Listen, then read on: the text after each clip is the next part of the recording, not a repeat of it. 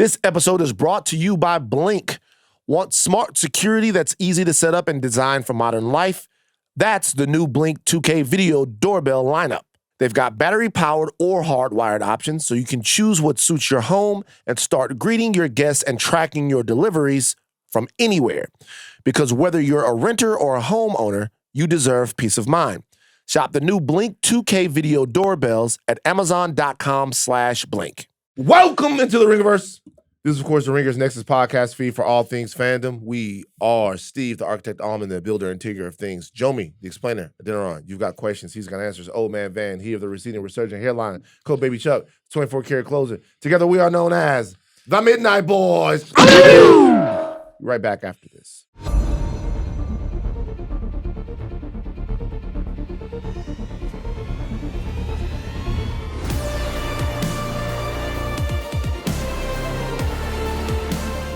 I want to say something real quick. What was I watching? I was watching something. I was watching the James Corden. Oh, no. After. Why would you do that to yourself? It was on. It actually wasn't bad. I watched the James Corden after the World Cup show. Yeah. They had Colin Farrell on there. Colin Farrell was amazing on there. As usual. He's a great guest. A great guest. They had Ian Carmel on there. Yeah, he's funny too. Ian is very funny. Yeah. When Ian was talking about, going to like see the American Outlaws. Yeah. Okay. Yeah. Right. He wanted to be a soccer team. He was talking about like handshakes and things that he does when he sees them. He went, I got one since we're the Outlaws. Why don't we go pew pew? That's us. We see you, Ian. Yeah. Nah, it's proprietary. Doesn't matter what we've taken from you. Yeah. Also, I do have to ask: is this? I'm liking the hat, Van. Is this a new sartorial choice? Gucci bucket hat. I got a couple of different buckets. Wait, is this bucket hat Van Summer? Bucket hat Van Summer. Okay. Hat. You got We saw one of them. You got a Louis I V did, one but too? that's Gucci. That's different. I got a Givenchy one. I got a Gucci one. Got a couple different buckets. It's not as bucky. Wow. But this is the way I like it. I like to wear this one like I'm a dapper French. A dapper French? That's what you think dapper French? You sure it's not? It's It's not the 80s. Yeah. We get you a tracksuit. I can do that too. Yeah. Nigga, that shit is we have a fly to me. tracksuit I'm episode? 46, bro. What the fuck? We sit around. I know what you talking about. I like that shit. I watch Paid in Full and be like, them niggas had that shit on. All right, at Midnight Boys Pod on Insta and TikTok, at Ringiverse on Insta, Twitter, Facebook, and TikTok. Jomi had a real, not Ringiverse related, but Jomi had a real triumph on the socials last week. That was a banger last night. Just a little moment of genius, the recording Talk to Thrones. I'm like, there's no way CR knows about the Jaylen Brown trade. Keep the cameras going, let's let him know. Then you popped into the room, you're like, does he know? We're like, nah, pod ends, you get in there. Cameras are still rolling. We get his reaction. Went crazy. Jomi, that's the genius, man. Yeah, this is you see art where everybody else just sees nothing. Everything is content, unfortunately. The real endorsement of that was the retweet from Simmons.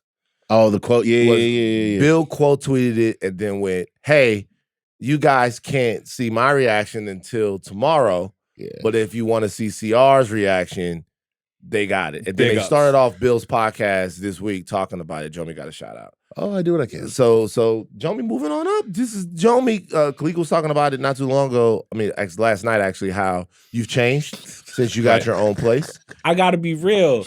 Sometimes it feels like you don't want Jomi to like step out a little bit. What you mean? I love it. I've been trying to get him to step out for years. Right. This is like the because literally you're always like, but you change, and I'm like, we want our niggas to grow. We want them to change. Yeah, Come on, it's bro. true. I've been trying to do it I just didn't know that it was going to be the apartment that was going to be the catalyst. I thought it was going to be something else or somebody else. Nah, he got up from here. under the parents. He became a degenerate. I thought it was going to be somebody. Y'all got her out of here. I thought she was going to Hey, that wasn't the time. No, Stop. Cuddy, Hey, come on. Cuddy. this guy, man. We're on YouTube. Like, comment, subscribe, share. You can watch every Midnight Boys episode, every House of R episode on youtube.com/@Ringiverse and also on Spotify. Programming reminders. Tomorrow, the House of R continues their House of the Dragon deep dives. Going deep, deep, deep. So they're giving you 2 episodes. They're giving you Talk the Thrones, and then they're coming back and giving you the deep dives. That's right. And there's so much to deep dive in Westeros. Yeah. What's the most deep diveable property that's out there? Maybe probably Lord of the Rings. I was about to say Lord of the No. Rings. Star Wars probably too. I was gonna say Star Wars. You think it's Star Wars? There's so many. Gotta So be much honest with lore. you about the Star Wars stuff, though. There's a lot of lore for Star Wars, but as far as lore that the fans want, I do feel like it starts to get thin. But that's like the in-joke glub shitto stuff where we're like, okay, what are we even doing when we're talking about this guy? I'll put it to you this way. When you are at a point as a franchise where a company could be like, hey, yo, you know all that lore we've been selling y'all for like 30 years? Nah, it's done. We got new lore. You can't compete. Game of Thrones got one. Lord of the Rings got one. Star Wars, you like, shit. I don't know. We had Mantle Wars. Mantle Wars. We should have Lore Wars. Lore War. We should have Lore Wars in here. This is not Fandom Wars, okay, guys? Because I'm just talking about just how deep your lore goes. Because but the quality of the lore, too. Well, quality of the lore as well. Like what lore matters. Like where it is. So it's going to be Lord of the Rings. Star Trek is going to have something to say here. Oh, yeah. Oh, yeah. Star Trek is going to have something to say here. And not all of the fandoms are going to be represented in the quality of the I'm lore. going to get my weeb shit off. You know, Dragon Ball has a lot of lore. Yeah. A lot of lore. A lot of lore. The question is the quality of the lore, the depth of the lore. Like, seriously, can you go to like, is your 10th or 15th biggest character like a big deal? But also, what are we talking about? What's the YouTube space like? The content creators. Like, can your lore videos really get the people going? Yeah. Or do people not give a shit? Right. Yeah. Come on. Wow. Are we doing like separate comic book characters in the lore? You can't wars? just do DC It has and Marvel. to be. You can't do because that's too much. Like Right, you have to do contained universes of the Avengers lore, X-Men lore, Spider-Man Spider-Man lore, Batman lore. That's the only way Okay. to make it fair. Because if you Right. just did comic book stuff, then you're talking about thousands that of down. writers, all Yeah. all that different type of shit. Okay. What does Quentin Tarantino count? Like, does Tarantino lore? You can do it. Because he's got a whole world that he's created. If you wanted to, I don't think that he's gonna stand up. No, he's not going to stand up, but he does have a like, oh shit. Like, I would say there's a lore there. Have we established that his movies are all in the same like universe? Allegedly. Well, I mean, three of them for sure. yeah. Right? So Okay. so Pulp Fiction and Reservoir Dogs are definitely in the same universe. Yeah. Okay. Kill Bill, Definitely in the same universe. kind of. Kill Bill, I'm not sure. I don't know. But like those two, and then maybe Jackie Brown. Nah. Because what's the third one? Because I know Reservoir Dogs is Yeah. like all those Mr. seem Blonde pretty is somebody's brother in Pulp Fiction Well, or something. hold on. You know what else might be in that universe? When you think about it, True Romance might be in that universe because in Reservoir Dogs, he says you used to do something with Alabama, and of course the girl in True Romance is named Alabama, so maybe that's the same person. Maybe because for people who don't know, fucking movie Neanderthal Yeah, this ain't dumbasses. rewatchables. Well, whatever. For people who don't know, Quentin Tarantino wrote the script for True Romance. Yes. He wrote the script for True Romance, directed by Tony Scott. But look, all of that lore wars is great. But to your point, he does have a lore. There's a lore. I don't know what would be the other movie though that would be. I'm trying to entertaining. think, It would just be those two. Yeah. Right. Pulp Nah, Fiction, because Reservoir if you Dogs, start True really Romance. you want to know who actually has lore? Pixar has a lot of lore. Oh, Pixar's got Like, deep you know what I'm lore. saying? With Pixar, though, you'd have to do the same thing you did with Marvel and DC though. Like Toy Really? Story. No, has to, 'cause Pixar it- lore is. Nah, it's 5 Toy Story movies, so they have their own lore. If you do Toy Story and WALL-E, I don't know. Maybe we'll think about this. Who should we have guests for Lore Wars? Should this be Voss? This could be Oh, Voss. this could be This Voss. could be Who Voss. knows their lore better than Voss? Voss. When we put Voss on, we put somebody with Voss. Rob Mahoney. Rob Mahoney. This is the CR host. Is this where you bring up your? CR host this one? But Lore Wars. But we do have to think more. We'll get some barbecue and talk it over because to Charles' point, Maybe genre wise, we could do sci-fi lore, fantasy lore, Yeah. comic book lore. It's not but bad. we have to figure out how you define the lore because if you did all of Pixar, then Pixar is like It's fucking insane. weird. But if you do it by fantasy, it's like then you get it's top heavy. You got Game of Thrones, you got Lord of the Rings, and after that, Yeah. I mean, yeah. what you drafting? Yeah, I mean, there's a lot of stuff. There's some stuff that people want. Is Wheel of Dune in Time? there? All right. Wheel of Time is deep.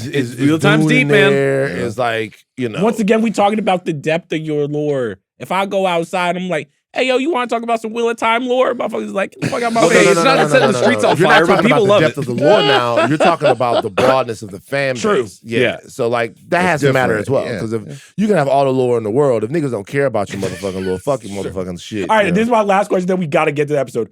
What's the greatest black lore of all time? Oh shit. Fictional, right? Fictional black lore. Okay. Fictional black lore. What's the greatest fictional black lore ever? Wow. I mean, there are honestly, we have a lot of great stories, a lot of great black mythology, but to be real with you, We don't have a lot of like, that like the lore, not really, dog. damn. Not really, man. Because I'm even trying to think directors. I'm like, the closest you could get is kind of Spike, but it's not like, it's not a Tarantino thing. It's more of Yeah. an aesthetic and a. I mean, Spike has a couple of movies that are interconnected. You know what I mean? A couple of movies where the characters like are still around, stuff like that. But like when you think about it, it's not. I'm thinking like even in like recent years you could do Miles, but even then like a lot of that stuff is This not is tied to yes, yeah, it's Spider-Man, tied to yeah. Spider-Man. Coogler, we need the werewolf movie. Get on your Robert Eggers shit. Yeah. You know what I'm saying? Well, if you're talking about like you know, the depth and think about the Milestone is probably the closest. no, hold on. We have story. Yeah. Yeah, like don't get me wrong. Shout out to Milestone. Shout out to like, but we have story. Like we have story, we have mythology, we have all of that stuff. But in terms of like, Octavia Butler has like a brilliant stories and things that she told as a fiction writer, right? So all that, but like in terms of like this lore that people are gonna come back to, that we all come to sometimes. There's a lot of things that could exist, but we're still building that. But if we were talking about like on the level of some of the stuff that we're talking about, it's probably not there. Shit. Sucks. Tough. It sucks. Not once again. I'm not saying that the stories, the mythologies, and all of that stuff, and the creativity, and all of the ingenuity, and all of that stuff isn't there. It is, but like you know, I mean, it's 2026 and they just let niggas on the beach. You know what I'm saying? So you got to have the, With dragons. the With dragons. the Hufflepuffle crew. The Hufflepuff. Harry Potter. That's a lot of lore. Right. I thought that was You did get very close. Hufflepuffle is very. Is that what they call it? no, it's Hufflepuff. It's Hufflepuff. Oh, Puff is this. That's the same shit, nigga. Hufflepuff. Hufflepuffle is and different. Hufflepuff is the same. Then it's gonna be Tomato, Huffle tomato. Diddy and then Huffle What are Love the and then four? Wait, Huffle. what do you think the four houses are And what? in Harry Potter? I don't know what the fuck y'all talking about. What are you? There's- okay, it's just the four- you don't the four know. famous Wait, houses. you Okay, got okay, like- let me try. Let me Okay. try. Oh, I do know some of this. Okay. So Gryffindor. Gryffindor. That's right. It's Griffin. No, it's not Gryffindor. It's not Gryffindor, but we'll let you slide. Well, legislative. What's the actual It's name? Gryffindor. Okay, Gryffindor. I know. There's no I- F. But what I'm saying is some of this is just pop culture. So then Hufflepuff. Yes. There you go. Hufflepuff. The bad people are called something. The Yeah. evil ones. Think about Can an I animal. can I give you a hint about what their animal is? What's their animal? A snake. What do snakes do in the grass? Slytherin. Hell yeah. And then you're not getting the last There's no one. Right. shot you get See, a last this is what you must Slytherin. feel like when Rachel can't name a Star Wars character. This is It's true. It's true. Slytherin. And so the last one is A bird. Gryffindale. Griffin. Oh, it's close. Gryffindor. Gryffindale, not Gryffindale, but you're Nope. getting there. No, he already said Gryffindor. Is it Griffin Hobbit? Nope. Nope. No. Ravenclaw. Ravenclaw is the thing? Yeah. So there are no Griffin people in there. No. The Gryffindor. Gryffindor is Hufflepuff, Slytherin. Did I say and- Gryffindor already? Yes, that was the first You one. said Gryffindor. You said I don't know if Gryffindor. Didn't I? Okay. You said like Gryffindor. Ganondorf, I like said you it 20 again. years. So what's the last one? Ravenclaw? Yes. Ravenclaw. Who's in the yeah. Ravenclaw? I don't know the No, Ravenclaw. no niggas is Nah, in yeah. Ravenclaw. Well, fuck them then. On Wednesday, Budmash returns with Assassin's Creed, Black I Flag, didn't even do the and program. the best games of the year. On today's show, we react to the latest episode of House of the Dragon. We are going to be spoiling almost everything. We're going to spoil Lore Wars later on. We're going to spoil everything that's in House of the Dragon, everything that's in Game of Thrones. But we always like to warn you about the stuff that we do, even though we shouldn't have to. Steve, take it away. We're getting ready to talk about House of the Dragon. You're listening to a reaction podcast. The spoilers are coming. Also, we cannot begin our reactions without telling you what's happening. We do that by the Midnight Manifest. The guy who does that is Chuck. Chuck, take it away. All right, this is your Midnight Manifest for episode 3 of House of the Dragon, directed by Claire Kilner, Sarah Hess. I'm not going to lie to you. We're recording this at 8, so I didn't write it, so we're going Lil Wayne style, right off the top of the dome. Rhaenyra is queen. Her kingdom is a mess. She has to deal with religion, the high towers, rats, everything is falling apart. Daemon wants to burn it all to the ground. We see him trying to parlay with the High Towers. And guess what? By episode's end, these High Towers are like, you think you got Darren. You didn't. And Rhaenyra realizes it's not just as simple as sending the young boy to the wall. No, the war hasn't ended. And if she truly wants to be queen, she got to get these motherfuckers in line. That's been Honestly, you got to do this more. These motherfuckers are lying. I loved it. Let's get to the episode. Yo, so Van, Mm-hmm. before I throw it to you, I'm gonna be honest. I'm so surprised. I love this episode.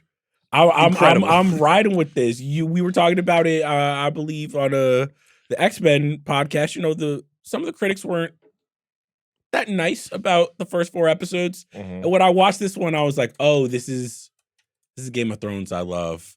Office romance, like Office not romance, but like this was literally like a workplace comedy. Kinda, like, yeah. It is at its best. Game of Thrones to me is you have all these motherfuckers fighting over the throne. And that episode, once they get the throne, they like, Yeah. damn, it's nothing but bureaucracy. Tim, I think like, Well, it's my turn to talk. all right. So well, you looking pipe- at so you pipe not even down. looking at it. So You not even- this is one of the best episodes of the show ever for me. really. I feel very similar. This is one of the best episodes of the show ever to me. It's one of my favorite episodes of Game of Thrones that they've ever made. I couldn't agree with you more. I think as much as we love the war and the sword swinging of Game of Thrones, Yeah. I think the show is at its best when it's doing 2 things. 1, being political, and 2, investigating the interpersonal dynamics of the characters. Mhm. And that's what this entire episode is about. I thought following her throughout, she's lost so much. She couldn't possibly win.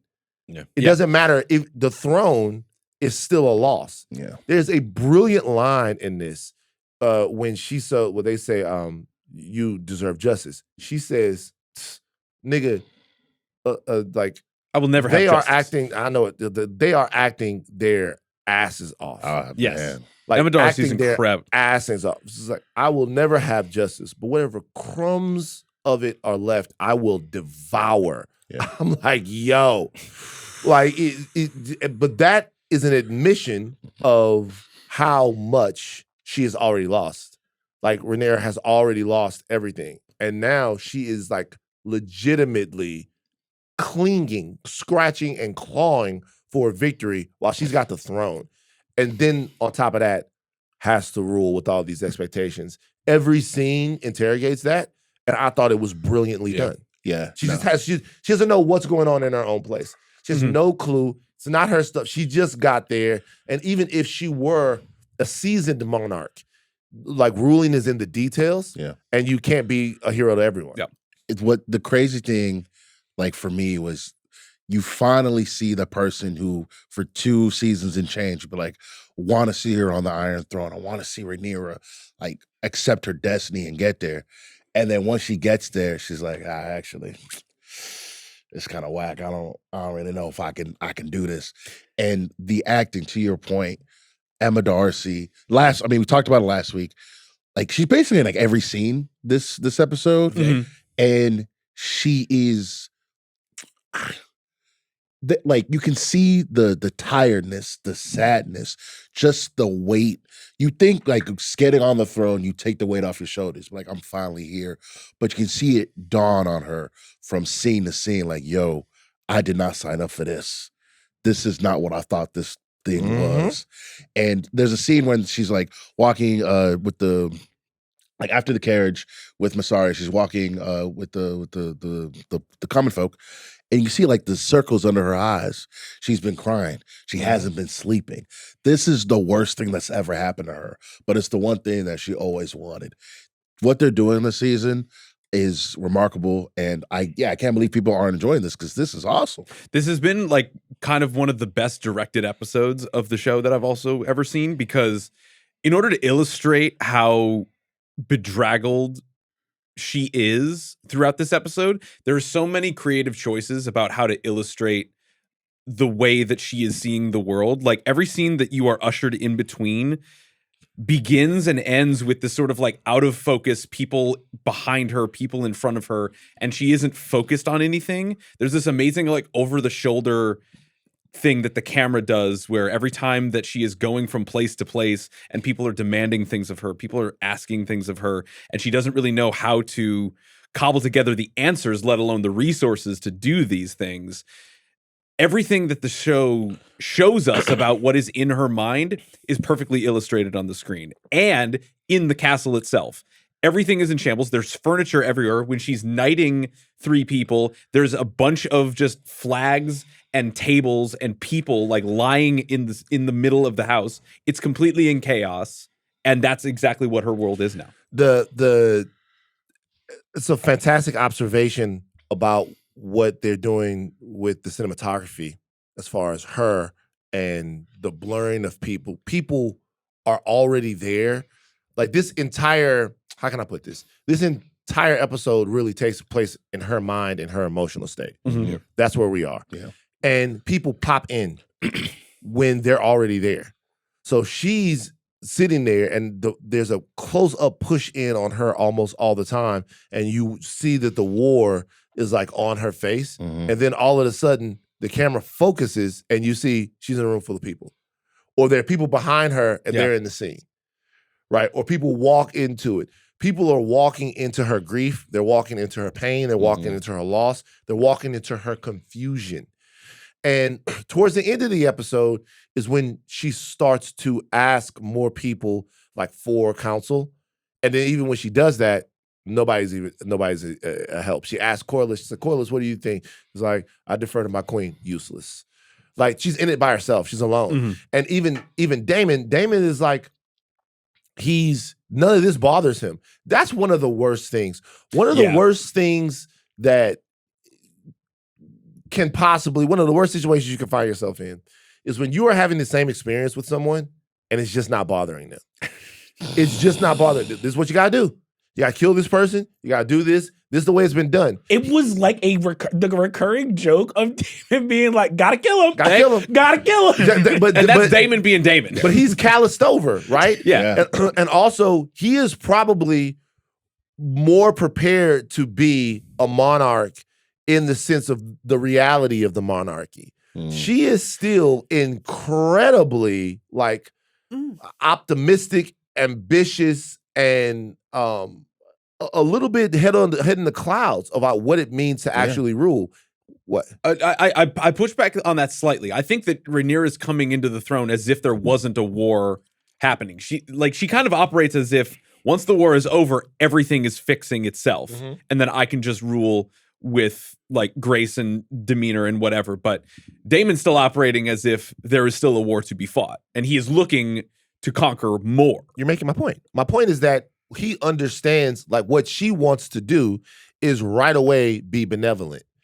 But like, and if she had ascended to the throne in the typical way, then that would have been okay, right? Let's say that Viserys dies and he says he does what he should have done, which is go and like take out ads in the Westerosi Times and say, hey, this is the queen, right? Well, then you can sit down and you can be like, hey, the golden age of Westeros begins today.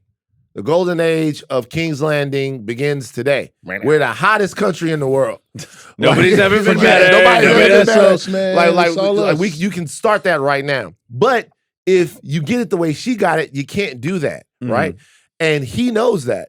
So they're going through the same thing, but he understands, hey, you have to cleave off a bunch of cancer before you even can begin to think about your reign. Yeah. To begin to think about it. You're like, you want to feed the small folk, you want to break it off with them, all of that stuff is cool. You got people to kill, and you still have a throne to grab. You are the queen, but to solidify that rule, you have to step on some necks. And so he's prepared to do that. She's not, because he's more prepared to rule in this particular reality because he doesn't give a fuck about anybody but himself. I mean, what's genius about this episode is it's interrogating something that is so universal. The reason I think a lot of movies and TV shows in the Trump era fail is that they're trying to say something about Trump when really what you should be saying is something about what does it mean to rule.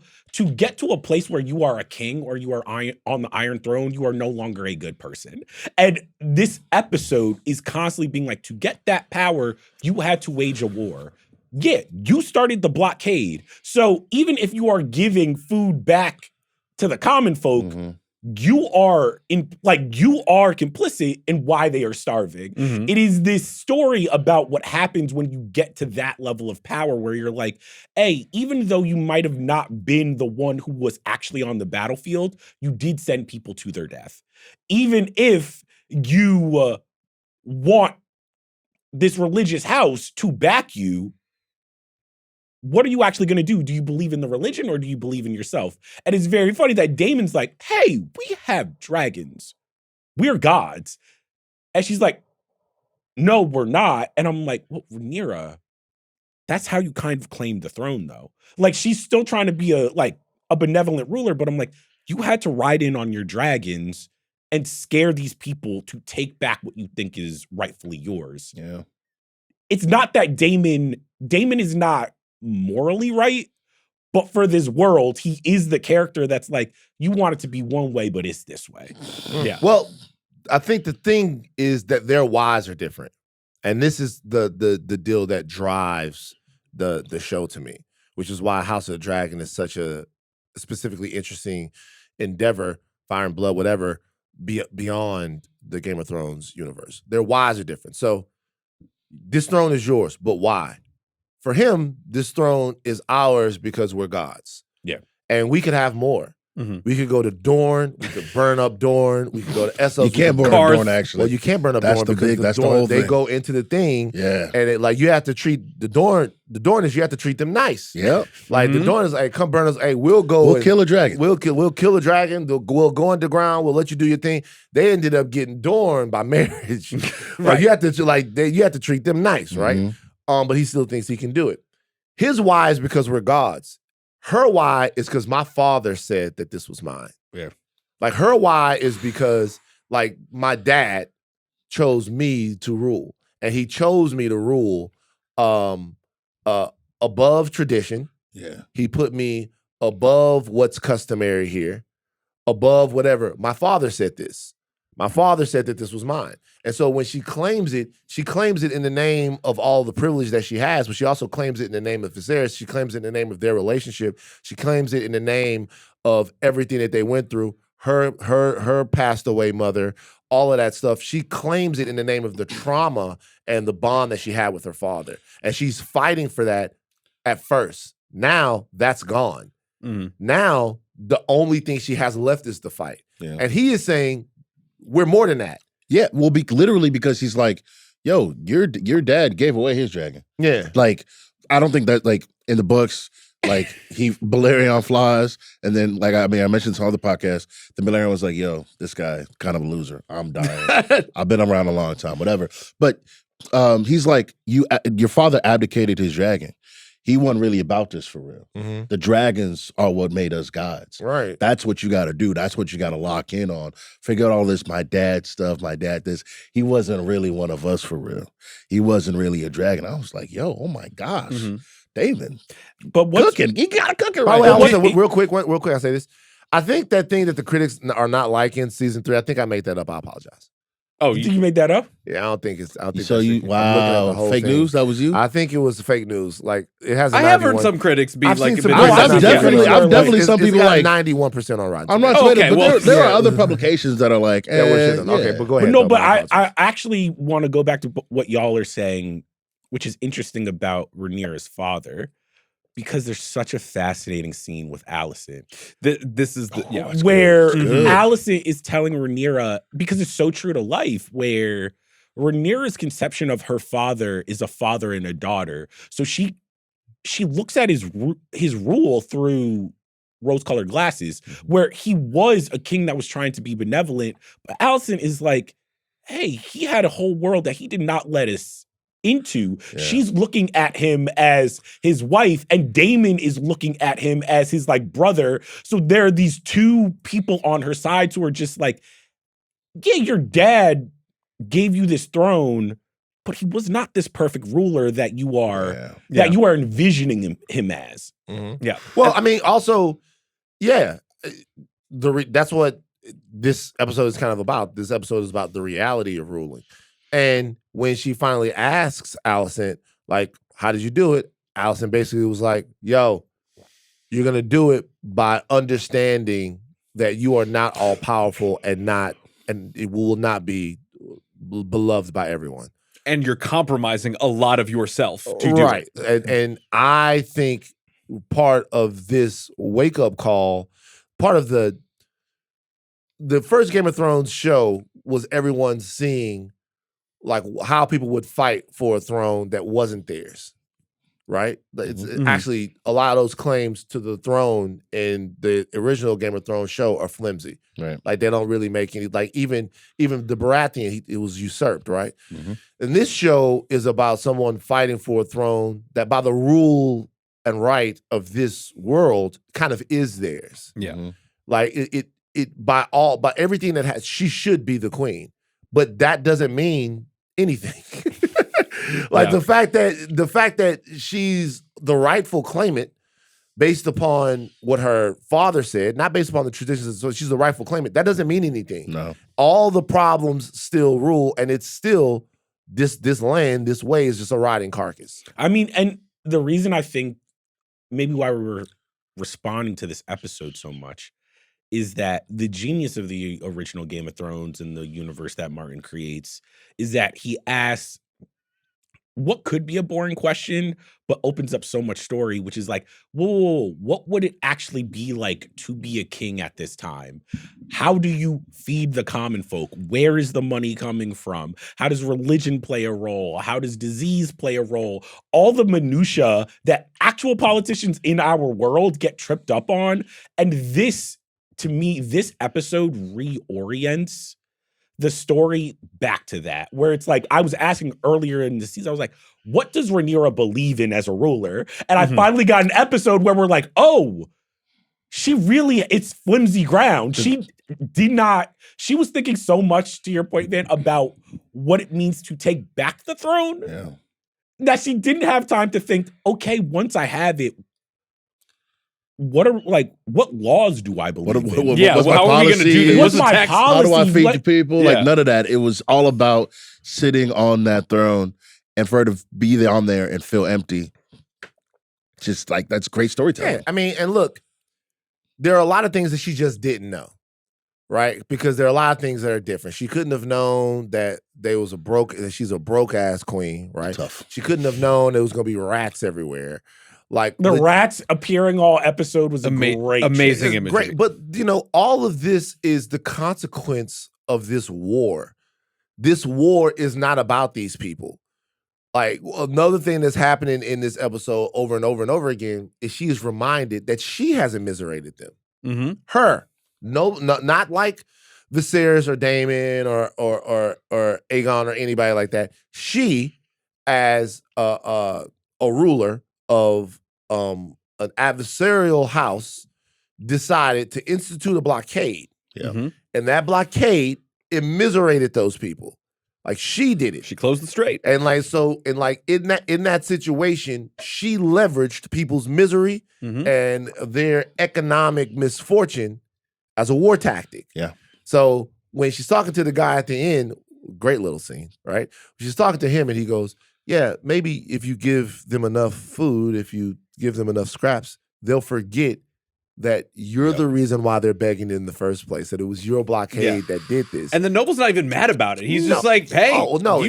Like, he's like, oh, go to my house and take my gold. Nothing that you can do in this moment is going to change, at least instantaneously, the years of misery that these people have gone through because your fucking family is fighting. True to life, though, when we look at like economic policies that are enacted in our country It is so funny where it's like people have such a short memory Mm-hmm. that is like, yo, it takes 4 years, 8 years for people to forget. You give people a little check, you give them a little thing back, and they forget that this party or these politics or this economic system took your money from you and they're giving it back to you like it's a present. But one scene that I was like, oh, this to me was the centerpiece of the episode.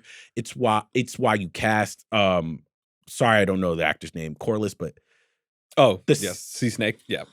the scene between Corliss and Rhaenyra, Steve Toussaint, phenomenal.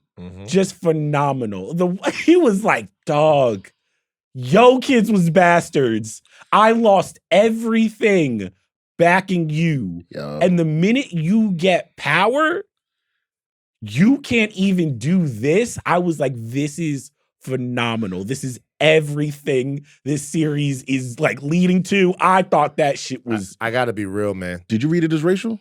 I did. Oh, racially motivated from. I read.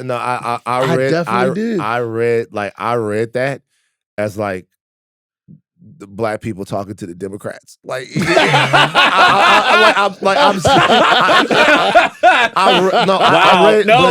tell me about Leah. Like sitting there and like, hey man, you know, these are my sons, and the way like she's looking, she's like, yeah, for sure.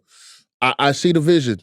And then when Knight's Adam of Hull, right? Not Adam Valerian, right? Even though in the room when she was talking, or when Corliss was talking, she was very like accepting and open to it. So then when he's talking to her, he's like, yo, it kind of like what's wrong? Like I literally my house is burned, my wife, my kids, everything in service of you, and you can't give me this. And she's like, yeah, but think about how it will look if one of the first things I do is give these, you know, these bastards your name. I'm like, yo, this is very much. Yeah. So the way, to your point, the way I read that was that, and I'll speak for myself, and I won't put this on any of the Midnight Boys.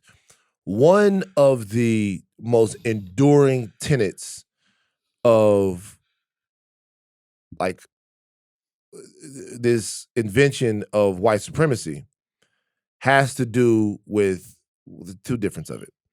One is of praise and the other one is of shame, right? So we get that the praise isn't the same.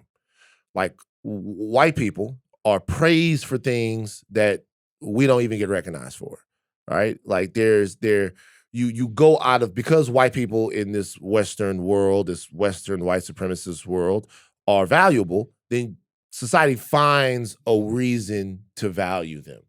That is almost understood. The thing that's really enraging, though, is that the shame isn't the same. Because there's this thing that you understand, like for me at least, as a black person, that you have to like earn your way into value with white society. You have to earn your way into it, right? You have to be able to run really fast. You have to prove your value and your worth, and your counterparts don't have to. The thing that really drives that home, though, is what about when a 15-year-old white man does something terrible? Like what about when he fucks up? Legitimately fucks up. Like what about when he gets drunk and takes somebody's life, or doesn't get drunk and take somebody's life? Wait until you see how a community rallies around him to find the value in the future of someone who has fucked up. It is the Zach Fox tweet where it's like when a white man kills all of his family, there's the way that the media, they find the best photo of him. Graduation. A family man. This was a family man. Right. When a black person does something that's not even on that same level. It's a mugshot. It's a mugshot. And like, this is why I always give love to Orlando Jones and this monologue that he wrote for American Gods, because he talks about something that's so fundamental, and he was getting really, really, really direct in that show, and that's a underappreciated performance there. But he says, you know, when a white person does something bad, you look at it as someone as a good person who did a bad thing. When a black person does something bad, you look at it as someone showing you who they really were the entire time. Because that idea of who we are is intrinsic to the project of Western white supremacy that is built upon capitalism, right? In this situation, they're litigating that. Yeah. In this situation, he's saying, he's right. He's got her. He's saying, yo, when everyone was saying the same thing about you, I vouched for your shame. Held it down. Mhm. Like I was the one not only that, like I named your bastard my heir. Like we're here, we're the same. Mhm. And then you're gonna tell me that my shame is worse than your shame. You're gonna tell me that my folly is worse than your folly when I sacrificed for yours. Like my shit was burnt up for yours. All of this stuff was burnt up for yours. And when I looked at that image of a black man looking at a white woman and telling her that, and her not understanding, her clinging to her laws, him clinging to his reality, there was no other way for me to read it. But can I entirely also fair. say, and this is why, once again, phenomenal episode. The scene works because you have the scene of Daemon saying, but we are gods. And to Rhaenyra, her politics are like, no, we're not gods. We have dragons, but my father believed all this stuff. So in that moment, she's like, I'm not like you, Daemon. I have these morals. But when she is faced with a situation where she has to be like, oh, I have to use my power right now to do the right thing, she is closer to Daemon than she realized. She is closer to that view of supremacy because it's like, oh, actually, when I have a bastard, it's different. See, when you have a bastard. But let me tell you something. I don't think Daemon would have done that.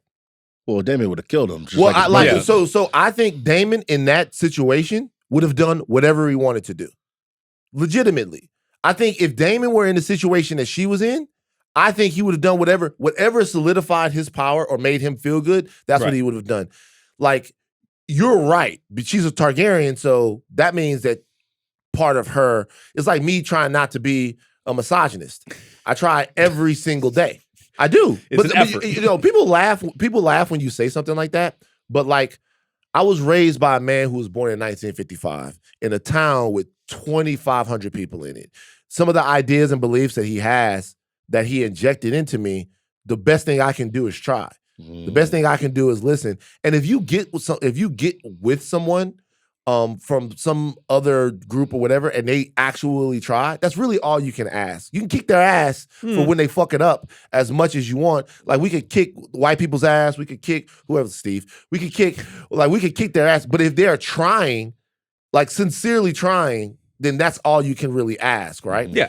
But it's so funny because it was like, I remember this happening. Sorry we get political on the show, where when they were doing the breakdowns of like, oh, how did Trump get in office? And they're like, look at how many white women voted for Trump. And I'm like, hey, yo, a white woman white before. Like, you know what I'm saying? Like, Right. They are going, like you, in that moment with Rhaenyra, I was like, oh, she is always going to be a Targaryen first. Right. Where it is like, when you think about just how power is enacted, and this is why it's so interesting having two women in Rhaenyra and Alicent fighting for this throne. It is like Rhaenyra is in a situation where she's not wrong.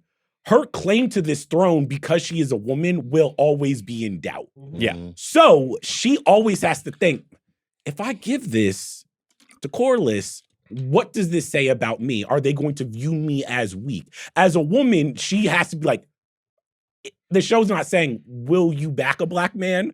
But you realize in this why they put Corlys in that situation. And she's not in, and the reason why, to your point, you feel something for her is because she's not as powerful as Daemon would be if it was him. She's not as powerful. Would Corlys even ask Daemon? Daemon would be like, fuck that. Well, I mean, he might ask him. You can't call Rhaenyra's kids bastards, but he would have never done that. And then that's what the scene does at the end of it. Mm-hmm. At the end of it, he treats her in a way he would not have treated a more established male monarch. True. In the end of it, even though his indignation is completely righteous and right, he does something that he would have only done to a woman. Yes. He legitimately, in front of everyone, Yells it. yells at her, insults her dead children. The whole thing, he asserts whatever privilege that he can over her, which is his male privilege, in that moment. He gets big. He gets threatening. He leans in. Everything changes. He puts manness on top of her. So they have this competing and like dueling trauma. But to your point, I'm sorry for everybody. Part of the way that scene reads, race is a major part of it. That's incredibly valid. Going off what you say, what I love about this is it makes everyone and Rhaenyra complicated, because not only is that scene dealing with race, when she's talking to Alicent, there is a like, hey, yo, you don't get to be a girl's girl no more. You got like, like there's a thing where it's like when you're sitting in that seat, it's like, hey, yo, my dad's dead. You guys taking it fairly well, by the way. Alicent kind of understood. Alicent understands, but it's like Alicent understands almost too well. Where she's like, "Hey, yo, sis, when she, like we can't dap up after this." Yeah, when she pulled up the first time to the little tower or whatever, and Alicent and Helena were looking at her like, "What are you doing here? We're not cool. Yeah. You It's can't funny, just pop in." She looks at her, she goes, "You killed my father, man." Yeah, like, come on. She's like, Come on, man. We're not cool. It's like, yeah, I get that you got problems and the shit is white for you and stuff like that. And me and my dad, we weren't on the same, you know what I'm saying? But you did kill my dad in front of everybody. What the fuck you want from me? Every single time she walks back in the room, because it's like Rhaenyra is searching for someone who will be her friend and understand. She goes, yeah, and also, we got your son. I was like, Let's talk about that. Of all time Game of Thrones scenes, connect 3 scenes here, throw it to you guys. Number 1, this episode starts with Daemon and Ulf and Hugh. Ulf and Hugh, like getting the Hightower army and forces to submit to them. And the whole time in that scene, you're waiting for something to go wrong. Mm-hmm. You're waiting for something to go wrong. Brilliantly shot. What's this guy's name? Ormond. When Ormond pulls his sword, the sound design on the pulling of the sword is like it. They show you how sharp the sword is. Mm-hmm. Like, you know that war is one misstep, one misunderstanding away. This is very tenuous. The whole time, even when Daemon goes, I almost forgot. You're like, this is where they about to fight. Yeah. Like you know what I'm saying? Like, I almost forgot. But he doesn't. Like, he gives them the kid. And so you think they avoided it. The whole time, they didn't. Mm-hmm. They didn't avoid it. He is fighting. That is war.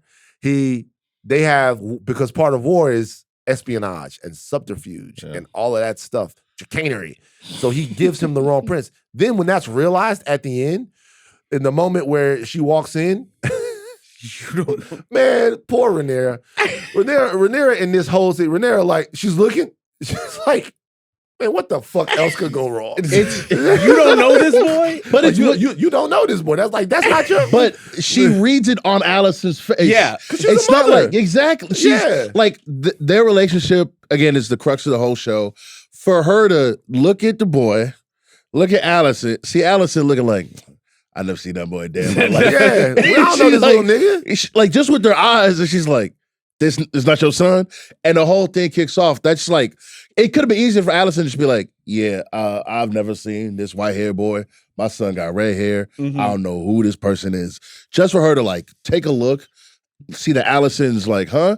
And then just like go into it, just like deft piece of storytelling. I will say, I was wondering, damn, if y'all could bleach hair like this whole time, I'll be walking around Westeros like Cisco. I'm like, damn, I'm a Targaryen bastard too. Fuck it. They just gonna fuck you up when they find out though. Right. Yeah. Like, you know what I'm saying? Shout out I to that thought kid, he about would've that been too, because like because Egg was shaving his shit, so people didn't know. They gonna look at you and then you're gonna be like, yeah, man, I'm Benny Targaryen. I'm from, I'm from the Then West you got Side. a whole situation. I'm the West Side Targaryens. Yeah, they just gonna when somebody all of a sudden there's gonna be like some Kingsguard or something that's gonna be there having a drink, and they'll be like, yeah, and then they're gonna just cut your dick Wait, off. this reminds me, dog, the funniest scene, I was dying. When Rhaenyra is asking them, hey, yo, what y'all want your names to be? And all of it's like, Targaryen. Absolutely. She Absolutely. said, I want to get down. but once again, though, to you guys, to the point that you guys are making, she is still Targaryen. Yeah. She's still Oh, yeah. like you put your life on. If I'm oath, I'm.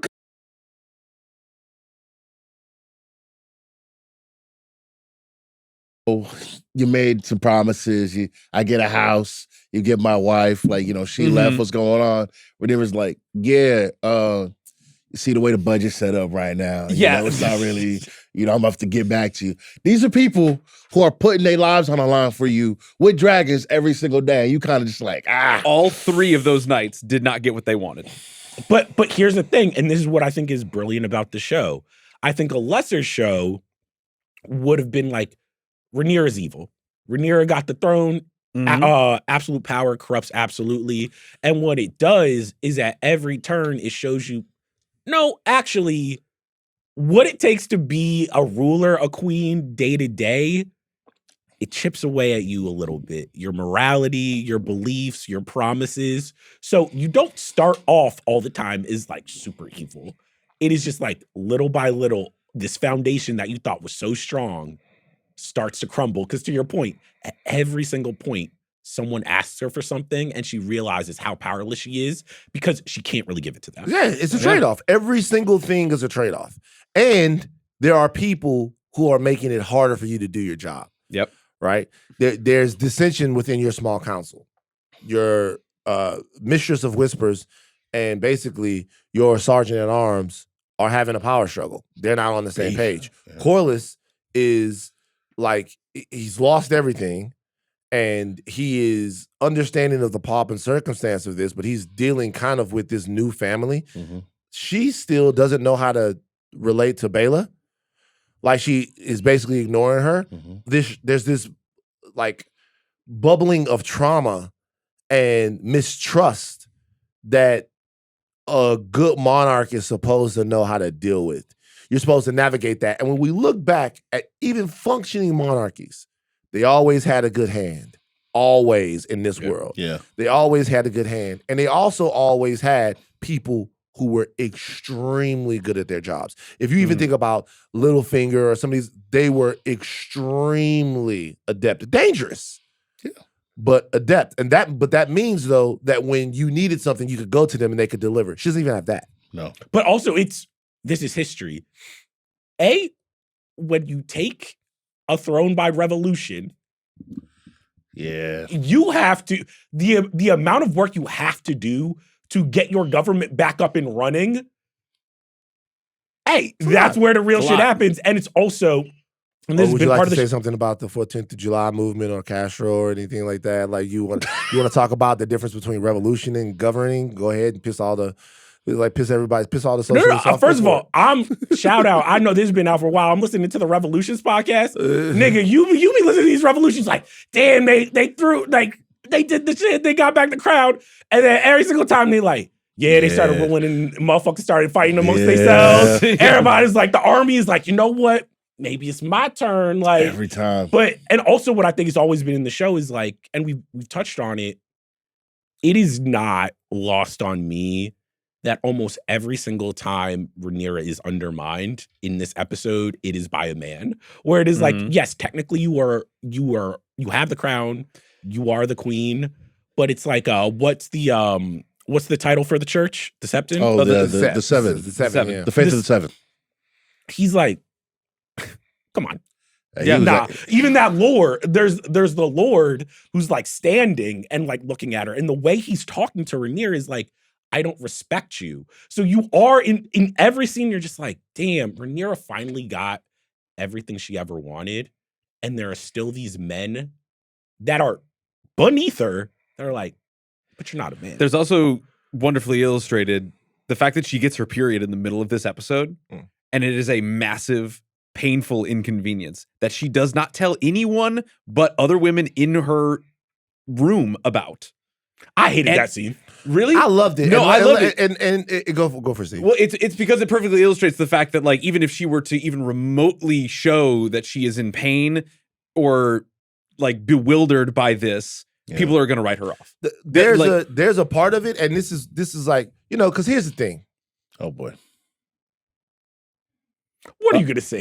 Strap it. Know that he's trying every day. So here's the thing. If you've lived with a woman or been around a woman for a long time, I just have to say this, and this is sometimes not okay to say, right? But you know that there are certain times where she's more irritated. That's true. I know. Like we're treading carefully. You know that there are certain times where she's more irritated. Now, there's two things. Number one, don't bring that up because you shouldn't. And then number two, also kind of understand that even that being a real thing is not an excuse for you to say that actual things that are bothering her are only bothering her because of that. Right. It's like, because sometimes you know that, hey, a little bit more space. I might even send you to get a massage. I might, when I know that that's the deal, I might make sure that that's a cool time, especially if there are other stressors that are involved in this relationship, right? Right. But you never want to say the only reason why you're on my ass about this is because of this, because that's just gonna How make long did it take you to learn that lesson? Years. Okay. Years. Because you know somebody after a certain point. But when you watch this episode and then that happens, two things. Number one, she's feeling discomfort. Mm-hmm. Like the burden of her womanness is not just in the way people are treating her. There's a biological component to it in this particular You feel your body moment. is turning against you. And she's got to sit in that small council meeting and deal with the inefficiency that's inside of there. But also she's drinking a tea that might have a little milk of the poppy in it or whatever the fuck. She refuses it. She refuses it, or they give it to her and they say, this is for the cramps. She's in pain. Everything about her womanhood right now is paining her. But I will say one really smart choice in that scene is, if you think about it, if it's a king in that scene, he don't even got to worry about whether he's going to take a sword out or not. And she's like, damn sword? And like, her mate is like, hey, is that not really conveying the message? Is that what you really want to be telling the people? And I'm like, oh, if Daemon was on the throne, this nigga don't care. He's not thinking about whether he has a sword or not. So I want to go back to the period thing really quickly before we leave it. Because look how we just tiptoed in and out of that because we want to be sensitive, right? But the reality is that women have periods and they have them. And a lot of times when they have them, there's discomfort that goes along with that. This show is legitimately putting that discomfort on Front Street and saying all it is, and her body too. Yes. Mm-hmm. And furthers her isolation. Right. And I think that they did that so that we could talk about it. The fact that we do have different experiences than our female counterparts. Mm-hmm. And there are sometimes things that they are dealing with that we could not possibly understand. Well, here's the thing. I'm not nervous talking about periods. By the way, I mixed up my the 14th of July is actually that's the French Revolution. The 26th of July is the Cuban. So shout out to. But no, it's not that I'm shout uncomfortable out to talking about whoever. periods. I literally was just like, damn, y'all niggas so obvious. Because this is literally just the like. It's the easy metaphor. It's like, damn, a woman could never be president. What she gonna do when she has her period? I was like, all right, nigga. But even that though. But here's the deal though. Even that though.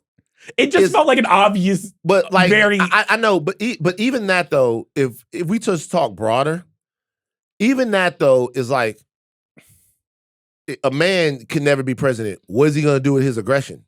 Yeah. I mean, like, what is he gonna do with the fact that he has this toxic aggression to where like you gotta get fucking think about like you're in high school and the girls are the only ones that are fucking the voices of reason. The dudes are like, let's fucking get screwdrivers, sharpen them, and stick each other and to see who made like just dumb shit. Mm-hmm. What was going on in your high school? Whatever. Hunger Games ass. We used to fight. Y'all niggas don't do that shit no more, but we used to fight. Wait, and you like want to we know was Lord of the sharpening Flies? You're gonna have to cut this. You want to know why? Why? Because niggas started shooting up schools. That's fine too. But even that though, leave that in. Even that though. that like proclivity for violence and violent outbursts, we never question, well, what if Dylan Klebold were elected president? Or somebody who has that in them. That person has the nuclear codes.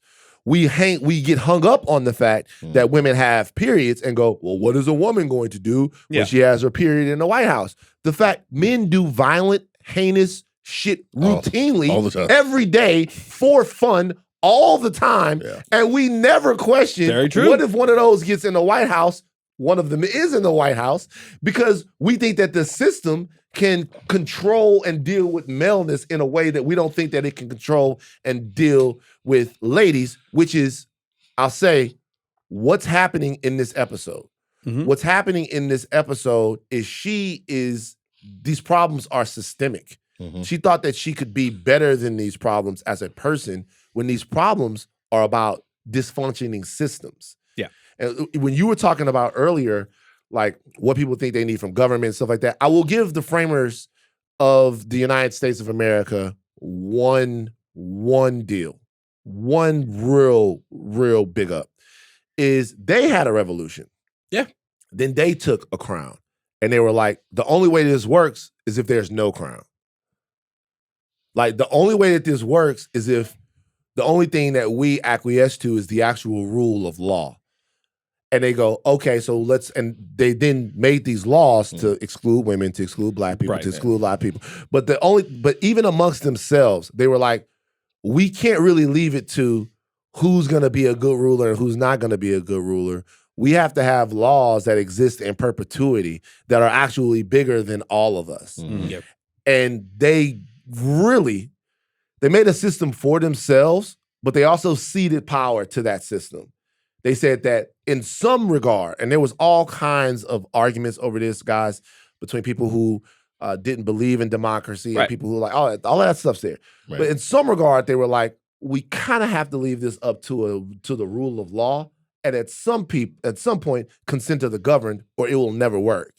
And so, like, a lot of the stuff that she's running up into is the fact that the system is broken in Westeros. And it always has been. It's never really worked because you can only really take it by force. You can only really maintain it by force. And because of that, it's destined to fail. I mean, and also all the people are like, at this point in time, they're like, if you're even a minor lord or a common folk, you're like, dog, this throne has changed hands so many times. Yeah, like when she's like, that was some G shit, where she's like, and this is what your people have been eating. That's pretty great. I was like, damn. But yo, Rhaenyra, to your point, I think what I loved about this episode of Rhaenyra is running up to the fact of like, it's so true to life. You think once you have power, like when I have power, I'm gonna do this, I'm gonna do that, I'm gonna do the third thing. Then you get into the seat and you're like, oh, okay, this is exactly why I have even less power than I thought I did. Yeah, then you got who you think are people who are under you telling you what you should be doing. Yeah. Like, I learned the limits of power when Obama became the president. I used to think the president could do any, and I was studying on presidents. But then Obama would become president, and I was like, all right, cool, well, we all get juice boxes now. I'm just like, and there's like, they're telling Obama a lot of stuff he can't do. Yeah. He's running into a lot of different, and I'm not even talking about from a legislative standpoint. Obviously, you know that there are checks on the power of the president. I will just say, after the last couple of days, I don't know how true that is anymore, because you get the New York Times app where you get the alert where you like, the Supreme Court upholds this, and then they're like, actually, they just did it. And I was like, well, this is the deal. Once again, if you care about the larger thing, and that's the deal. If you care about the larger thing, there are all kinds of mechanisms to where someone who doesn't care about the stability of the system could just assert themselves. Yeah. But we never thought that anyone would really do that. Yeah. Because, I mean, especially not the nigga that they put in there, right? So we never thought that like somebody like that would really do that. But someone went, oh, fuck it, I can still do this, I can still do it that way. There are holes in it. That's supposedly how you make the system better, but it's not. Okay. Back to Westeros real quick. All right, so the Corliss thing, I don't know what happens with him. Oh, nah, Corliss might be out. He got no money. Well, he has money, but like a bunch of his fortune is gone. Yeah. You basically say your kids are bastards, deal with it. And he got 2 dragons in his house. If I'm him, I'm like, you're not talking to me. I got 2 dragons. Like, what the fuck? Yeah. Like, hey. I don't think Rhaenyra can. I mean, here's what, like, hey, yo, Damon, he was tired of talking to me crazy, you know. I can't kill him because, you know, that's my family and whatever. And again, it's your family too. That was, you know, your first wife. But but you know, something's got to give. You know, he can't talk to me like that. Again, if Damon was there when he said that, just like his brother, his head's gone. I would be worried for Corliss. I ain't gonna lie to you. This some Wu-Tang Clan shit. This is the family. Like it's fractured. It's fucked up. Nobody wins Okay, the family feuds. then where do we didn't talk about the fact that obviously the High Towers are still on the rampage. Yo, Right? Yeah. They, like, but Great that chess was move there. that was great too, though, because to our, like, we talked about all episode. She was like, "Yo, man, I did it. It's over, man. Man, it's nice to be in charge. It's not nice to be in charge, but at least the war's over." Actually, you're not gonna believe this, Rhaenyra, but they not only do you not have Daron, who's got a dragon, they out there running wild in Tumbleton. right. You got to get back on the horse. You got to lock back in. I felt so Brutal. bad for that kid. Oh, He he was must have like- been scared for his life. Because you have to think about it. You're like, damn, they bleached my hair. They about to kill my mom. She looking at his roots. Yes. Just It's like they didn't even do it right. He probably fucking every day looking in the mirror like, shit, man, my brunette shit not showing, right? Hey, nigga, your kids was brunettes. Bastards. Your son was a bastard. Tough. Your son lived and died a bastard. This nigga was getting his shit off. Last time a That's dude one said of that my to favorite Rhaenyra, scenes lost his ever. head. He looked at her like, I Well, gave up because- everything for you? He's like, listen, hold on. He's like, fuck it. I'm sick of it. Have you ever been around somebody that's sick of the bullshit? Exactly You what push them happened. to a Yells point to where they go, you know what? Not only these lies don't work no more, they're not working anyway. No, fuck you. Fuck you. Fuck it. I watched this. My parents used to go through this. Mama's in town right now. Mama, I could say some of the stuff that you said during arguments. But Don't I'm gonna air go out ahead and like say that. it. Don't do that. I'm gonna go ahead and say it. I'm gonna go Uh-oh. ahead and say it. I gotta say it. Mama said so. My grandmother was in a relationship with a man. This is your Who mother's was- mother? No, my father's mother. Father's mother. My father's passed away. My mama Diz passed away. So I never forget this. I gotta share this with you guys. So my grandmother, when she died, she was in a relationship, had 3 kids with a man who was married. Right? So like when you guys are all like, you know, when people are all high up on their moral hog and all of that stuff like that, I keep trying to tell you, I'm not from that. Right. Like that's Right. not what I'm from. Like technically, I shouldn't even be a Lathan because like the Lathan family, the Big Mama and Big Papa had 9 girls, so and only 2 boys. And I come from one of the girls, right? So it's like the Kennedy thing where like there's Schlossbergs, there's Shrivers, there's all of that stuff like that. Like but like you're Big a web. Kennedy. But right, the reason why I'm a Lathan is because I am a Snow. I am like a bastard. Like I'm born out of that, right? And so that was not known to me until this argument in our between my parents. My mom had, you know, friends. She would hang out with my friends. My mother is a very free-spirited woman and stuff like that. And my dad goes, like, I don't want you hanging out with them women. Like, them women is hoes. And my mother went, Terry, your mother's a hoe.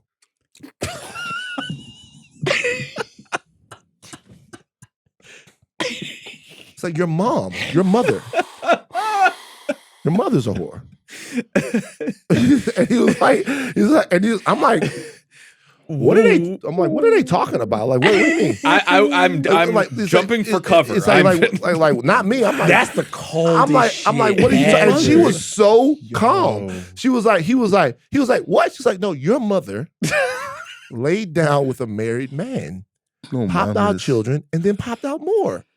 Like, how could you be hung up on that? Your mama's a hoe. And I'm sitting there like, wait a minute, what? Amazing. I've got I'm a couple questions. I'm like, what happened? She's like, yeah. She's like, you she said, Van, how many pictures do you see? This was a cold line. She's like, how many pictures do you see of your father with his father? Whoa. I was like, damn. Oh my God. On the cool, I haven't seen very many. I was like, she was like, yeah.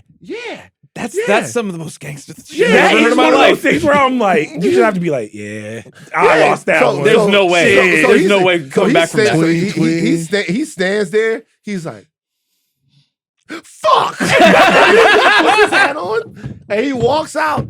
And I look at her, and my mom will always put a bow on it. I look at her, and my mom will go, "It's not fair, son, particularly where we live at and how we live, to judge, categorize, or presume a woman's access or choices." We all like look. She's like, look around this place. Damn. She's like, look around this place, and she's like, I'm just not gonna let your dad do that. I'll remind your dad. And she goes, your daddy loves a hoe, by the way. Like your daddy loves he's like your daddy loves hoes, by the way. Van's mom is awesome. I'm not gonna let your father do that. Okay, Your daddy loves That's incredible. So funny. That's the greatest thing I've ever heard. So like, but you know, it's funny if I brought it, she might not even remember that she did this because she probably wasn't in like. But I'm like, that's the way I find. And I went up, I talked to Ebony. Like, I had by the way, before my grandmother died, it's like, just so people know, before my grandmother died, like she was like, she had like, I sat with her for like 3 days while she was in the hospital, and like she confessed to me because I don't think she knew who she was talking to. So she was trying to, maybe she thought that she wasn't going to go to heaven or something. Oh. But I sat there with her for 3 days and she confessed. She was like, JT was playing on my grandfather's name was JT. Like JT was playing on me and I didn't know. And she goes, but by that time and I'm like thinking to myself, I'm like, what is she saying? Like, what is she trying to say? Like, what is she trying to say? I asked my dad. My dad's like, she's getting right. Just go back over there tomorrow. Go back over there. I sat with her for 6 hours the first day. I think like 3 or 4 hours the second day. And the third day she died. Ugh. Yeah, like, but so like all of that stuff weighs really heavy. So when I watch some of these things, or like when I defend some of this stuff, particularly, it's because like Westeros kind of remind me of Baton Rouge. It's bastards, it's gangster shit, it's people who think they powerful, but what they really not. It's people who unfairly meet. Checking your roots. Early deaths, checking your roots.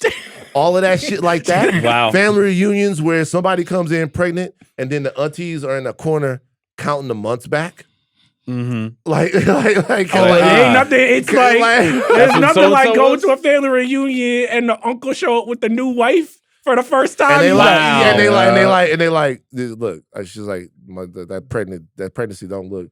And other people like, would y'all just let this man and this woman have like whatever? All of this stuff remind me of that. Okay, before we get out of here, real quick, Supergirl. The numbers are in. Everything's happening. Why are you laughing? What's? It's crazy. It's crazy. Write this out. Why do you crazy hate from you? You like this? Come on, man. You like? Why are you laughing? Why are you? Why does that make you laugh? Wait, do y'all really want to know? I would love to know. I would love to know. Hey, motherfuckers was killing me where I was like, hey, yo, we got to demand more. If we don't demand more, this shit gonna get bad. And when it gets bad, they gonna be on our necks. We got the film bros. We are down bad. Niggas, you cannot tell them niggas shit. Okay? And I was telling y'all from the beginning, like, nah, you hard. You hate everything. You hate all these movies. I'm like, yeah, because this shit is trash. And once we turn, we going back to the dark ages. And I don't want to go back. I was in the dark ages. So let me tell you something. First of all, the film bros, they do their same shit, right? Because they'll still, always be that way. They still, shout out to the film bros. They still eating each other alive over Disclosure Day, right? Right. So, honestly, let them have that. So like they gonna do their own thing. Yeah, they got their own fandom, and it is what it is. But it is a fandom. We talked about that. Yeah. I'll say this though. We thought that this was, because this is James Gunn running the shit. what the expectation, you're not wrong with anything that you said, but the expectation was that this was a remedy. That like putting an auteur, somebody who is a director with a very distinct visual and storytelling style, as the head of one of these joints and not a business guy. Shout out to Feige, who's a creative, but at the same time, like that's someone who runs these movies like an assembly line. The remedy to what was going on before was supposed to be James Gunn, and it seems like it's not. Yeah. If I'm going to be real, though, we're only 2 movies in, but it seems like it's not. If you look at James Gunn filmography, I'm not saying it's bad. It is very, very singular to him. And I think what I'm realizing with the DCU, and I don't think this will be forever if they continue, is that a lot of his movies after the first Guardians are a little shaky in terms of just... I'm looking right now. The Suicide Squad? Peacemaker, Suicide Squad, Guardians of the Galaxy 2. Guardians 2 was weak. I give you Guardians. He's got Guardians of the Galaxy, the Belko Experiment, which is a movie that I like. He wrote that one. Guardians of the Galaxy Volume 2, The Suicide Squad, Guardians of the Galaxy Volume 3, and then Superman. And I don't know, since he found his I've never seen this movie Super with Rainn Wilson, but since he found have you seen it? Yeah, it's not great. You ain't like it? Since he's found his stride, that's Guardians 2, Suicide Squad, Guardians 3, and Superman. That's not bad, Charles. That's think not it's bad? bad. It's all right.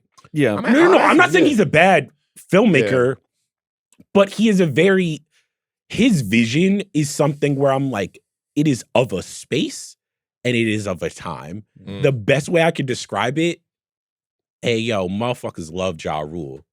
Once 50 Cent came in, niggas don't want to hear Ja Rule no more. And I'm not saying James Gunn is Ja Rule. I'm just saying when you are of a time, aesthetically, visually, when that time goes away, is very, very hard to pull it back. But we seeing the same thing with Drake right now.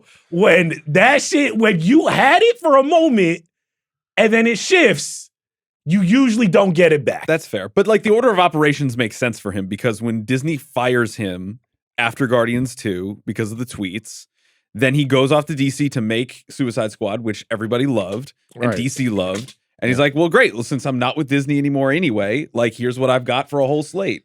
Like if you want me there, the Suicide Squad was in the smash. I know it was released. Well, it was a COVID hit. Nah, people. It's a movie at that point, right? Because it was released during COVID. The only thing that you really judged the movie on was Once again, I'm not saying James Gunn is a bad filmmaker, but I'm saying like after Guardians, what is the movie that you can point to where you're just like, oh, this is a movie that the masses can enjoy in the same way a lot of the MCU movies are like.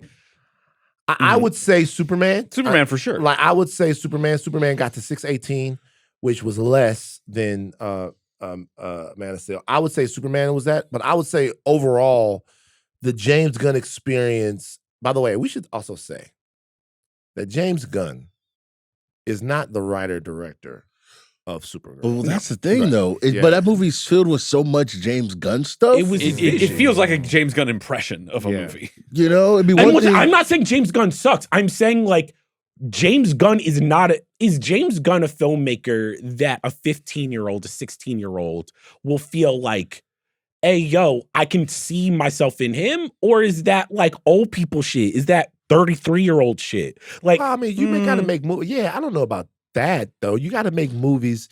You can't make movies only for 15-year-olds. No. Yeah. That's not what I'm saying. But what I'm saying is that when I saw Guardians for the first time, it worked on me so profoundly because it felt like it was for me. I was like, oh, this is something that is like new and exciting. And I was like, I was like, what does James Gunn have next? I don't know if his movies still have if that. Somebody coming to his movies now at the age that you were feeling, Like, do you think a kid is coming to Superman feeling like, damn, I'm seeing something new for the first time. I'm at the beginning of something and it's so exciting. I don't know. But if you watch something like Backrooms or Obsession, you can see a 15-year-old being like, I'm at the beginning of something and it's speaking to me I want to invest more. James Gunn is investing in something where it's like he's making movies for us. Right. I don't know if he's necessarily making movies for everybody. Right. So I'll say this to that. Then we gotta get out of here. Well, number one, he's been around for the better part of a decade now. All right. Yeah. So that happens, right? So you're familiar with his style, his aesthetic, all of that stuff. The Backrooms and Obsessions guys, they are kind of just getting here. Yep. So a lot of this people are finding their filmmaking appetite with them. Mm-hmm. It's kind of the same thing. You could say that those guys are probably more inspired by like a Jordan Peele, people like the Jordan Peele and that type of aesthetic like that. Obviously, Obsession is very heavily inspired by like Jordan Peele and that type of stuff, right? But like even Jordan Peele now is on his third or fourth movie. So the question would be for anyone is if you watch Nope or even Us, is it going to hit you the same way that Get Out hit you? Well, I mean, no, because, well, it might, but maybe not, because Get Out is made at a specific time of that filmmaker's life. And so if you can access that movie in the same way when you're 15 or 25, might just have to do with how into film, how much you've watched, how much you've seen, and what is speaking to you at the time that your entry point is. There's no way that like anything that Peele makes will influence some of these kids the same way that Curry Barker. But I agree with you, but I think when you look at Obsession and Backrooms, there's something thematically and narratively that is speaking to a generation where it's like if you have a Superman and Supergirl movie where kind of the spine and backbone of it is like Superman is punk rock. Nigga, that's not something like it's that's not that's not the zeitgeist. And you created in 1938. Yeah, it can only be so. It's like so at some point, like what you touched on it though. But James Gunn, older, these kids. I know Kay Parsons is like 21, right? Curry Barker is 26. 26. Yeah, they're making movies for young audiences because they're also young. They are the young audience. But that's the zeitgeist now. And I think with Supergirl, what a 40, 50-year-old man thinks is progressive about Supergirl, which is like, look at Supergirl, she getting drunk and she's saying fuck you, and look at she's a party girl. Like, I could see a 50-year-old being like, damn, the kids don't love this. And the kids being like, man, fuck this shit. Like, look, for me, I get it. I don't know necessarily that we have to do this with podcasters, and the movie's coming in very light box office, and it's going to be a pretty massive flop, like $100 million loss. It puts more, to me, pressure on Lanterns and things that are coming behind it. We'll see. We could have a conversation about the entire character of Supergirl and her existence and the superhero movie. The question is going to end up being, with all of this stuff, and if anybody's listening to this, is like as many societal conversations as we have or cultural conversations we have that's good. Was this movie good? Like, was this movie good? Because if you make a good movie, like Thunderbolts, yes, and people don't, then there's an indictment. But we can't even really have that conversation because this movie wasn't very good. No, yeah. And so then the question, and by the way, when I say wasn't very good, Supergirl was fine, by the way. It was fine. I think like a lot of the it was a dog pile. It was fine. That's why I'm a little confused. Supergirl wasn't a great movie. Yeah. I've seen worse Supergirl. Right, Supergirl was fine, by the way. It was fine. So when you say not a very good movie, I mean like not a very good movie. Like Supergirl was fine. So then the question becomes like what creatively is like gone wrong? Because if you give people a good movie and then they don't respond to that movie, then that's a specific problem. But if you give people a movie where it doesn't really work and they don't go out to see it or they don't, then you can have the larger, like, where are we at and all of that stuff. But this movie not even good enough to even warrant that to me. Yeah. Like, you just can't keep burning the audience is my thing. Yeah. Where it's like, people are dogpiling on Supergirl because there was a bunch of movies before Supergirl where they're like, damn, I spent $25 on this. I took a night out to the theater and this shit was kind of whack. Yeah. And then it's like Supergirl gets the like raw deal just because it's like, oh, you finally get to a moment in society where people are like, I don't know if I want to invest my time and money in this. And that's That's the story of comic books. And that's probably why in previous years, I was very, very critical of this, because I've seen this cycle happen where these companies burn through these characters and burn through your childhood. And then it takes 10, 15, 20 years to get it back. Yeah. Right. Charles had the cat's paw dagger. He saw the future. Yeah. Yeah. He knew it. Yeah, I could talk about this forever, so we're gonna go ahead and get the fuck out of here. I really could talk about this forever. It's like one of my favorite things to talk about. Okay, we're out. Tomorrow, House of R continues their House of Dragon deep dives. On Wednesday, Button Mash returns. Button Mash is back. I love this. Assassin's Creed Black Flag, the best games of the year so far. Our producers today are Aleya Zenieris, Jeff Cornett, Devon Baroldi, Jomi Adeniran on socials, #Jomi of Hull. God damn. Oh, first of all, that's tough. I'm not a bastard. You like, nah, you are. No. And that's what Steve, that's what your partner said to you. That's crazy. Jomi of Hull is crazy. And he said you look like one of them niggas, Steve, there's nothing for you to say. Additional production Adam's from very handsome. he is. Additional production from Arjuna Ramgopowell. Chuck, take us out. Rhaenyra is queen. Every dragon needs a master. Shout out to all my snows. Shout out to all my bastards.